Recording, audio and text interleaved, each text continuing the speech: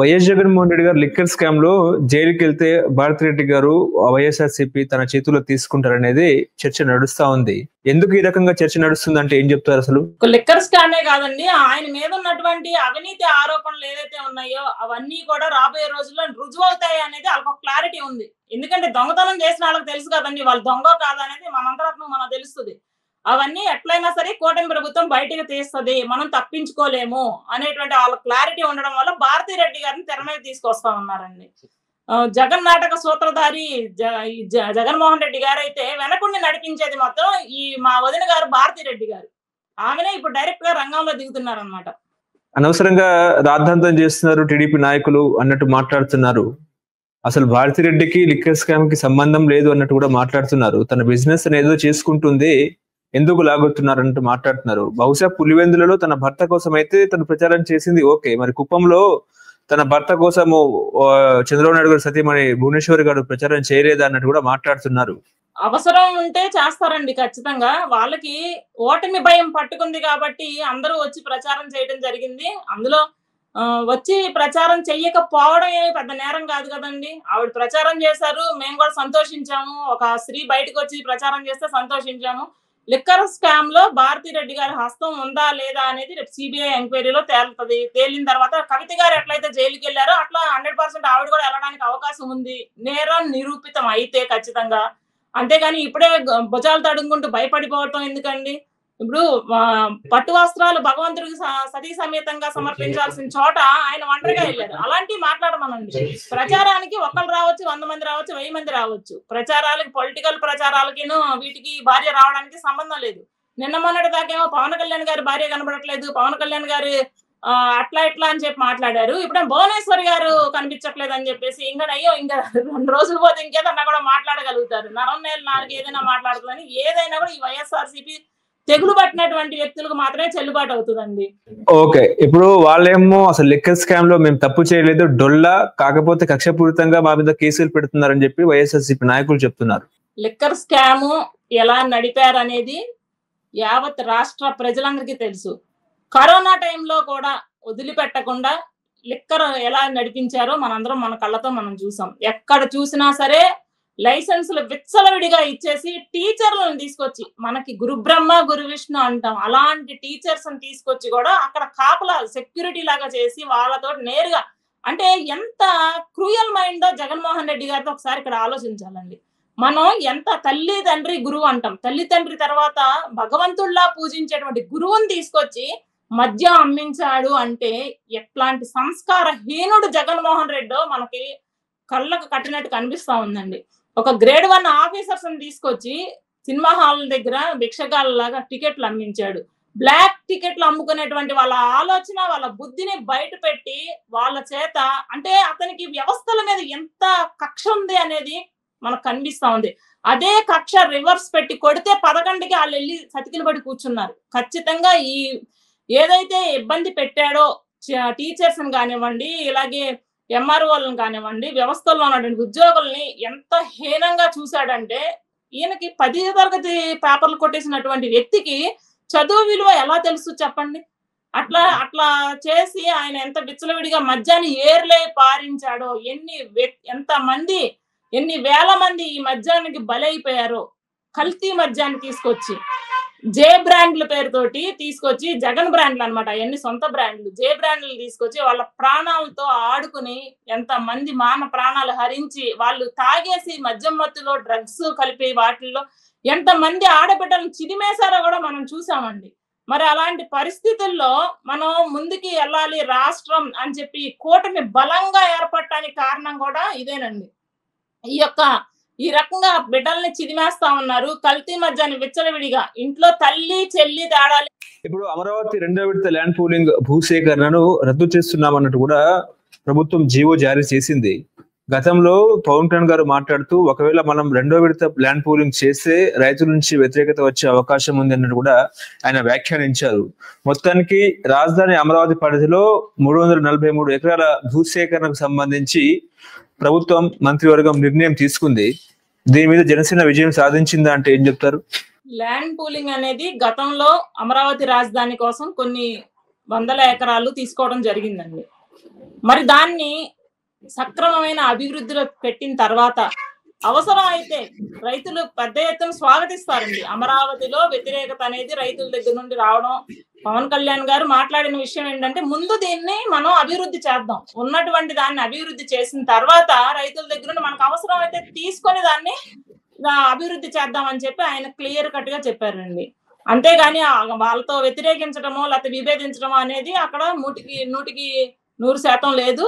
ఖచ్చితంగా అవసరం అయితే రైతుల దగ్గర నుండి భూసేకరణ అనేది జరుగుతుంది. ప్రస్తుతానికి ఉన్నటువంటి భూమిని అభివృద్ధి చేసే క్రమంలో ఆ విషయం అయితే ప్రస్తావించడం జరిగిందండి. అంటే రైతుల నుంచి వ్యతిరేకత వస్తుందనేది కారణం చెప్తున్నారు.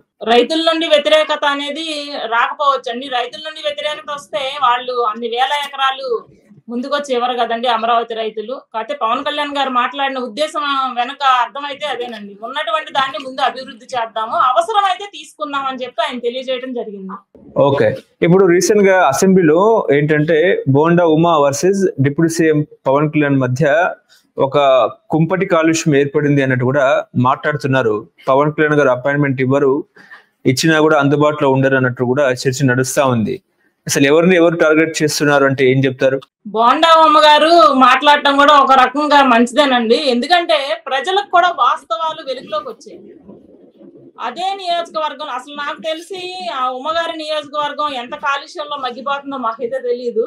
మరి అంత కాలుష్యం సిటీలో నాకు తెలిసి వాహన కాలుష్యం తప్ప కంపెనీల కాలుష్యం అయితే ఉండదండి. క్రెబ్స్ కంపెనీ పెద్ద ఎత్తున కాలుష్యం రిలీజ్ చేస్తుంది అనేటువంటి దాని మీద చర్యలు చేపడితే దాన్ని ఉమ్మగారే అధికారుల్ని అడ్డుకట్ట వేయడం జరిగిందండి. ఆ వాస్తవాన్ని అందరికీ తెలిసిన వాస్తవం అది. మరి దాన్ని ఆయన చేసినటువంటి తప్పుని ఆయన బహిర్గతం చేసుకోవడం తప్ప పవన్ కళ్యాణ్ గారు చాలా చక్కగా చాలా నిదానంగా ఆయనకి సమాధానం కూడా చెప్పడం జరిగింది.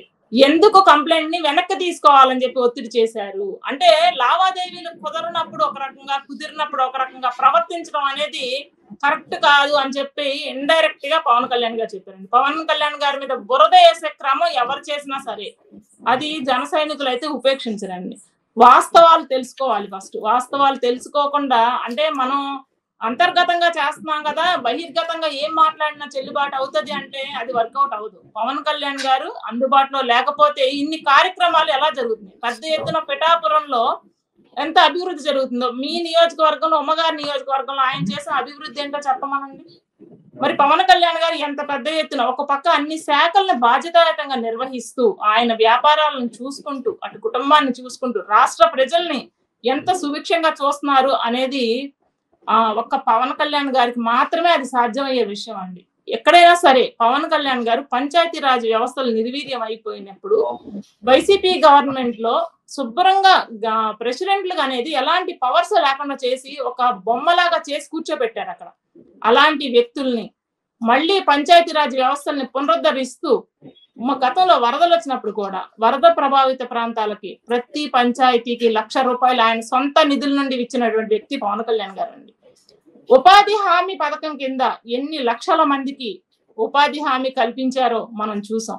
మరి ఇలాంటి అన్ని కూడా ఆయన చూడకోకుండా ఎలా పడితే అలా ఇటు మైదాన ప్రాంతాలే కాకుండా అటు గిరిజన ప్రాంతాల్లో కూడా పెద్ద ఎత్తున అభివృద్ధి, డోలీ మోతలకి చెక్ పెట్టి రహదారుల్ని ఎంత అందంగా గత ప్రభుత్వాలు చేయనటువంటి పనుల్ని వాళ్ళ పవన్ కళ్యాణ్ గారు చేస్తా ఉంటే అది చూసి ఓర్చుకోలేక కొంతమంది చేసేటువంటి ఇలాంటి వ్యాఖ్యల్ని జన సైనికులు బలంగా తిప్పికొడతారండి.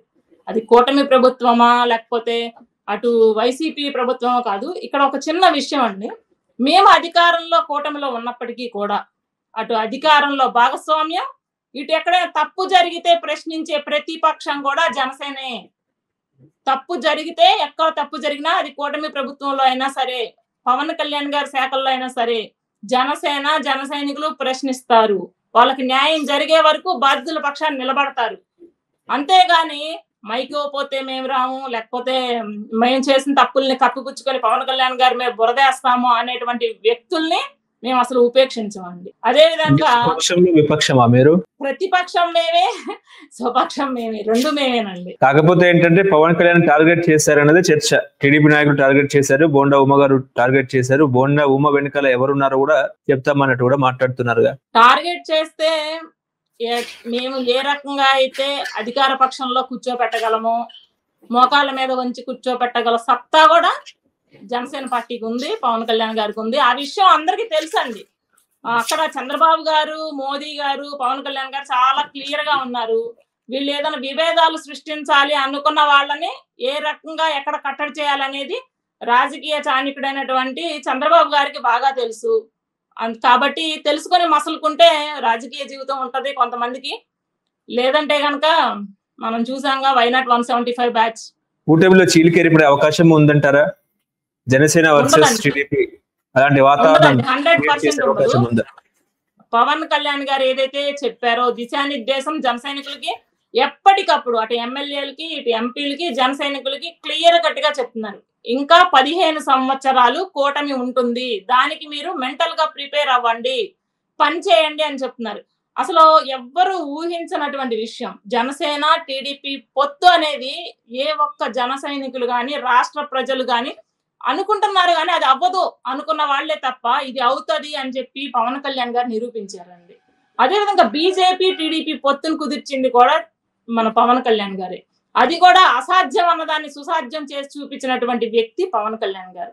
కాబట్టి ఖచ్చితంగా టీడీపీ, జనసేన, బీజేపీ కలిసే ముందుకెళ్తాయి. ఎంతమంది ఎన్ని చీలికలు తేవాలని ప్రయత్నం చేసినా సరే వాటిని బలంగా తిప్పి కొట్టగల శక్తి కూటమికి ఉంది. కానీ అసెంబ్లీలో జనసేన సైనికులు, జనసేన ఎమ్మెల్యేలు ఎందుకు మాట్లాడతలేరు? మరి మాట్లాడుతున్నారు కదండి, ఎందుకు మాట్లాడట్లా? జరుగుతున్నటువంటి ఎక్కడైనా సరే ఇప్పుడు మా నియోజకవర్గం ఉందండి, మైలవరం నియోజకవర్గం. ఎమ్మెల్యే వసంత కృష్ణ ప్రసాద్ గారు టీడీపీకి సంబంధించిన వ్యక్తి. పెద్ద ఎత్తున పొల్యూషన్, అసలు బోండావం గారు ఎందుకు మాట్లాడారో కూడా మాకు తెలియదు కానీ పొల్యూషన్ పెద్ద ఎత్తున ఉన్నది మాకు. పొల్యూషన్ లో మగ్గిపోయేటువంటి వ్యక్తులు మేము. వీటీపీఎస్ నుండి వచ్చేటువంటి ఆ బూడిద కాలుష్యం అయిపోయి నీళ్లు బూడిదే తాగుతున్నాం, బూడిదే తింటున్నాం, బూడిదే పీలుస్తున్నాం.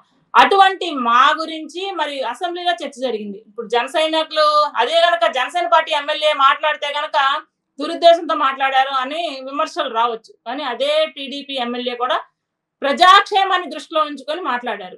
మరి జనసేన ఎమ్మెల్యేలు కూడా మరి నాదెండ్ల మనోహర్ గారు కానివ్వండి, పవన్ కళ్యాణ్ గారు కానివ్వండి, అదేవిధంగా దుర్గేష్ గారు కానివ్వండి, ఇట్లా చెప్తా ఉంటే బొలిశెట్టి శ్రీనివాస్ గారు కానివ్వండి, ఎంత పెద్ద ఎత్తున అభివృద్ధి పదంలో నడుస్తున్నారో. మనం గెలిచినటువంటి ఎమ్మెల్యే లిస్ట్ అంతా చూసుకుంటే జన సైనికులే ముందుంటారండి. వాళ్ళు కూడా ఎమ్మెల్యే స్థాయిలో ఉన్నా కూడా మేము ఒక జన సైనికులమే అనేటువంటి భావంతోనే ప్రతి క్షణం కూడా అధినేత యొక్క ఆశయాలను అమలు చేస్తూ కూడా ప్రజలకు ఇంకా ఏదో చేయాలి, ఇంకా ఏదో చేయాలి అనేటువంటి ఆరాటంతో పనిచేసేటువంటి వ్యక్తులండి. కాబట్టి కూటమిలో పెద్ద ఎత్తున జనసేన కీలక పాత్ర వహిస్తుంది. చక్రం తిప్పేది కూడా జనసేనేనండి.